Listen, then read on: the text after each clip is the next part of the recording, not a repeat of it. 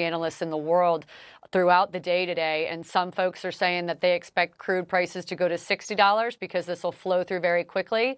And the same conviction you can hear from other extraordinarily informed guys saying it's going to go to $150 crude if we don't reopen the strait immediately. And the story is the inventories. We are depleting our inventories as fast as humanly possible in order to prevent the obvious reality of lack of oil supply to the market, to the global market. The Strait of Hormuz is going to take a while to open up. It's at least weeks, if not months, to get it back to normal. There's another question about when do ships decide it's a good idea to re-enter the strait, which is a whole different issue for insurers, but it's going to be quite some time. And the urgency at the White House to sign this deal before it's even released to the public tells me that we are running out of inventory and they are running out of time to keep gas prices below the $5 mark, which we are obviously succeeding at right now, but time is running out. Alex, Iran learned a lesson from this whole enterprise, which is that they can bring the world to its heels by closing the Strait of Hormuz. And this is with their military relatively decimated by the U.S. and Israel. What guarantees do we have that Iran won't close the strait in the future after they've been able to rebuild their military?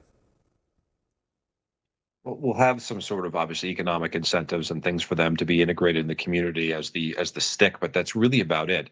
So in the lead up to the 12-day war last year, the Iranians had a clandestine nuclear effort, hadn't quite moved towards complete weaponization, but they had that as a means of strategic deterrence.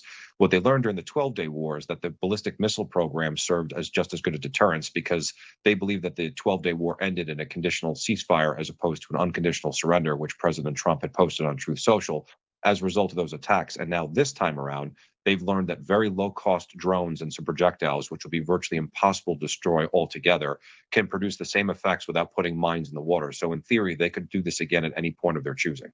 And Henrietta, it's not just a matter of stopping the shooting, clearing mines in the water.